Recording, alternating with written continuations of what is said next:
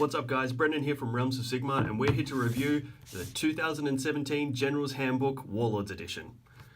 Alright, so obviously in the Warlords Edition you are going to get your copy of the Generals Handbook, and you are also going to get an army roster, marker sheet, battle plan cards, a deck of reference cards, and these things. Alright, let's start off with the meat and potatoes of this entire kit. So obviously the new Generals Handbook is out. It's amazing. The last Generals Handbook was amazing, and the fact that they've managed to make the new Generals Handbook even better is just a testament to the kind of work that the company is putting into the game. It's just so good to see that they're not just putting out books, but actually updating books and listening to the community and just hearing what people have to say. I can't wait to finally get to play through this. I've read through some of the rules and it's just so fun already. There's just so many things that I just want to try and so many things that I just want to get into that I haven't had a chance to try out yet. Obviously, one of the things that came out at the same time as these new open war cards, I did get a set, and reading through this little section in the book, it sounds amazing. I cannot wait to try these out. I even want to try and maybe run a tournament using this. Basically what this says is it's like you start off with a set of open war cards, and then the winner of the game gets to pick the next set of open war cards, and then the winner of that game gets to pick the next set of open war cards. It's kind of like a little ladder campaign thing that you've got going on there. Not just that, they've also got a good section for multiplayer games. You've also got Coalition of Death. You've got all sorts of things in here. Moving on to the next section, you've got Triumph and Treachery. So Triumph and Treachery is kind of like multi-sided battles. It's like basically everyone against everyone who's more than two people. It's got entire sections that's got for secret objectives, and it's got little things that you can add into your game to make it a little bit better. And you've also got some of the battle plans in there as well. Moving on to the next section of the book is narrative play. Narrative play is still in the book. I really love narrative play, but I never get the chance to play it. I understand that it's quite difficult. The desire for people to balance their games is obviously really important to them, but I understand that, you know, maybe we need to start looking at narrative play as another way of playing a little bit more. I think that match play is way too focused on. It is actually the most complicated way of playing if you do actually read through things, because you can't just turn up with whatever you feel like. You know, if I have a friend who has a Free People's Army and he wants to take an entire army of cannons, I want him to take an entire army of cannons. And the only way that that's going to happen is through something like narrative play or open play. You know, there's a lot of things that you can kind of put into it. So moving on to the next part, you've got Time of War. All of these rules, I haven't actually had a chance to read through these yet. There's just so much to go through, but it's just basically more ways to change the way that you play the game. And then so narrative play also has a bunch of scenarios and battle plans that you can go through. It's kind of like an escalating campaign from what I can tell. It just kind of builds and builds and builds, and it's got all sorts of different things that you can do. You've got like monstrous hordes and striking packs and all that kind of stuff. This is another new exciting section in the book, Sieges. So they've added a siege section within the book so that you can actually run siege games. So it's great that Games Workshop has kind of taken the game that was just two armies facing off against each other, and they've boiled it all the way down to something like a skirmish level, and now they're taking it all the way up to a siege game. Now, siege game doesn't necessarily mean you have to have huge armies, though I think that if you did have huge armies, this would be really, really fun.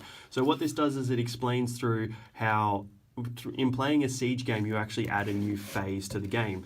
And the phase basically determines around these three options that you can add in, which are starve, batter, and tunnel. It's got something to do with the attacker basically picking what they want to do to the person who's defending. And then the person who's defending has to pick what they want to try and defend from.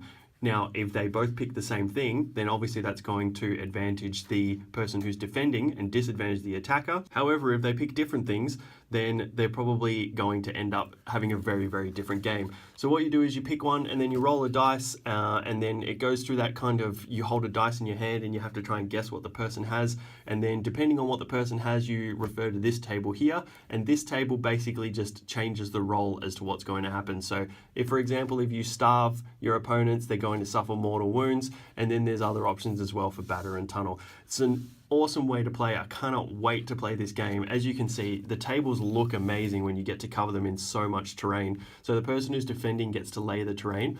As I said, it doesn't have to be a huge army. As you can see, this is a quite small one. But basically, this is an awesome way to kind of expand on the game and kind of really set solid objectives for people to play.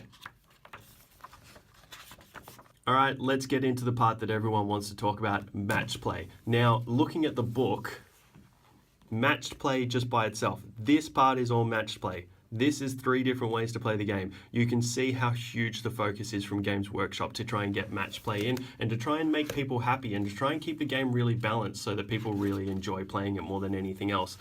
Moving into match play, it obviously goes through the introduction. It's got a little part on gaming clubs and tournaments. It even tells you how to search for your local club, which is pretty awesome. As you can see, it goes into tournament games, and then it goes into pitch battles, and this is just explaining all the pitch battle profiles. Okay, so one thing that a lot of people heard about before this book came out is they've actually added in more rules of one. I recommend having a look at it. I'm not going to read it for you. You can read it yourself, trying to make your own determination of it, maybe have a fight with all your friends. That's what most things seem to happen whenever you get a rule.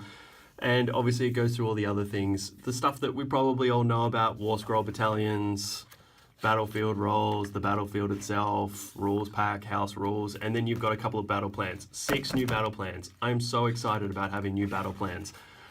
The other ones, as great as they were the first time we played them, they were starting to get a bit stale. I haven't actually picked any of these yet. I'm going to be playing one of the new battle plans soon, and I'm essentially just going to roll a dice and see what happens. There's no point in me reading through it and picking the one that I like the most, because that's not how the game's played. It's not that fun. All right, moving into the pitch battle profiles, as you can see, you've got anything here that's marked with a star is actually cheaper than it was before. Not necessarily cheaper. It means that the price of it has changed. Another thing that they've added in is they've added the minimum and maximum units. So they call it massive regiments. So basically it's kind of like having an incentive to have a cheaper unit if you make it as big as it can go. So there's a few things in here. For example, if you take 5 Blood Warriors, it's going to cost you 100. If you were going to take 30, it would cost you 600, but instead they've changed it to 520. So they're essentially giving you an 80-point discount for taking it. That actually then gives you a Herald of Khorne. You get an entire another Herald of Khorne for taking a bigger unit of Blood Warriors. They want you to make your game bigger, and they want to make it easier for you to try and play the game and to try and have bigger armies and to try and make things a little bit more exciting. So that incentive to actually change the game is really awesome. Moving through the pitch battle profiles, they've also added what's called allies. So every army now, or every faction of the army has an ally. So you can pick one of these to take in your army and use them as allied points. So depending on the type of game that you're going to play, you're going to have different amounts of points for allies. This is something I haven't had much of a chance to play with yet, but I cannot wait to give it a try. As you can see, so the Blades of Khorne, their allies are Brayherds, Chaos Gargants, Everchosen, Monsters of Chaos, Nurgle Rotbringers, Slave to Darkness, excluding units with the mark of slash, and Warherds. So that's really cool. It's a lot of, from what I can tell, it's a lot of the kind of supplemental ones. So Brayherds are going to be great now, as we'll get into a little bit later on. Monsters of Chaos are great. Chaos Gargants are awesome. Adding in a Chaos Gargant and shoving some little guys in your pants is going to be some super fun times. Getting a little bit further into the book, as you can see, chaos, chaos, chaos, lots and lots of chaos. We've got some death in here as well. And then as we keep going, you've got destruction, and then we've got the huge order section as well. This is something obviously you'll need to look at. Not all of it's going to apply to everybody, so I'm not going to read through all of it, but it's definitely a lot of changes in here. For my Sylvaneth, there have been some changes, not a lot, but Alarielle got cheaper, and so that means that I can take her in an army a little bit easier than I did before, which is awesome. And it has told me that I do have to blow out my Dryads, because Dryads, for a unit of 30 of them, is now only 270 points. That means I need more Dryads. One main thing to note in here is that you do get a War Scroll update for the Gruntstock Thunderers. From what I've heard, they're a little bit nerfed, which kind of sucks for some people. I know that the mortar went from 36 inches in range down to 12, and that's going to suck for a lot of people who have kitted out their armies in heavily with mortars. So this is another new section of the book, Force of the Realms. So they've got about choosing your allegiance. This is all about your allegiance abilities. A lot of the ones for just Order and Chaos are the same, but they have added a lot. So they've added Darkling Covens, they've added Dispossessed, they've added Free Peoples, they've added Fire Slayers, they've added lodges. They've added one particularly for Seraphon, and then Seraphon get even more, which is awesome. They've got Wanderers in there, and it keeps going and it keeps going. And Brayherd is one of the ones that has changed quite a lot. They've actually gone and added in herdstones. So something from the previous edition has now been added back in. Some people are super excited about it. Have a look at the rules for this if you're interested in playing a Brayherd army. It's one of those armies that was very fast, but I don't think had a lot of abilities that people really wanted to use. But adding in herdstones definitely makes them a little bit more flexible. They even get their own command traits and their own artifacts now. And obviously it keeps going. There was Slaanesh in there, but we don't talk about Slaanesh. And then you've got Death, Flesh Eater Courts, Nighthaunt, and so on and so forth. That's a quick flick through the book itself. Now let's take a quick look at all the stuff that comes with it in the Warlords Edition. Alright guys, I won't go too much into all of this stuff because it doesn't really do a lot. It just kind of enhances my way of playing. So you've obviously got a pitched army roster here. You get 200 of these sheets. I don't know when you're ever going to fill this many, though. That being said, I'm sure there are people out there who have plenty more than 200 armies. Another cool thing is this objective markers sheet. So you've got these star ore markers. I'm not entirely sure what they are yet, but you've got all the stuff that you really need to try and remember. These are amazing for me because I always forget all of these. So having objective markers is cool. This is a summoning ruler. So basically you just drop this 9 inches away and then you know exactly how far away you're going to be able to drop your units. And then all the stuff that I usually forget. So reroll saves, reroll wounds, reroll to hits, +1 to cast, inspiring presence, and mystic shield. And then you've got these battle shock ones as well. So if you need to take a battle shock test, you just drop one next to it. Okay, so these are some quick reference cards.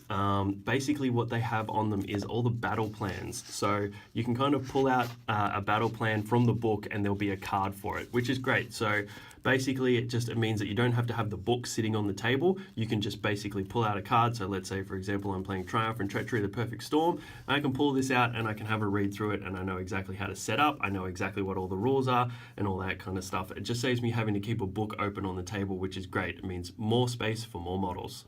You also get this little set of quick reference cards. So as you can see, these have a lot of things on them. There's a lot of some Triumphs in there. And what else have we got? We also have Treacherous Axe, and we've also got a lot of Treacherous Axe, some secret objectives, and their finest hour cards. Fortunately, I haven't had a lot of time to have a look at these yet, so I'm not entirely sure what's on them and how they reference to the book, but there's another way to get the book off the table and to get more models on there for you to play. Last but not least are these two markers here. So as you can see, they're pretty self-explanatory. Turn number and victory points. So essentially what you do is you start the game with these on 0. Let's see, on 0 like that. And then this helps you count the victory points as you go, something that people generally use dice for, but however, I personally have always picked up my dice that count my victory point number on it and then tried to remember afterwards. So this is something that you can keep to the side of the table, just help you keep track of. They go all the way up to 19, probably could be a little bit higher, which would be nice. I mean, I've definitely earned more than 20 something victory points before, but they're a great way to kind of keep track of what's going on. You also have this turn number marker, essentially the same thing. Player 2 and player 1, and this basically just helps you keep track of what turn number that you're on. You just basically slide it through after deciding who's player 1 and who's player 2. As for the quality of these, if you've bought one of the boxes of battle scroll cards for your army, these are very, very similar. They have a very kind of semi-sheen finish, and they're made of like a thick card stock. I'd recommend that if you do get these, maybe run around the edges of these with a Sharpie. It just really helps clean them up and helps to keep them looking really, really good. I wasn't entirely sure of the value of getting the Warlords Edition, but now that I do have it, and just for these, I am very, very happy. I probably would have bought these by themselves were they ever made available. Alright guys, so there's a quick look at everything that you get inside the box. Definitely recommend this if you are in the market for it.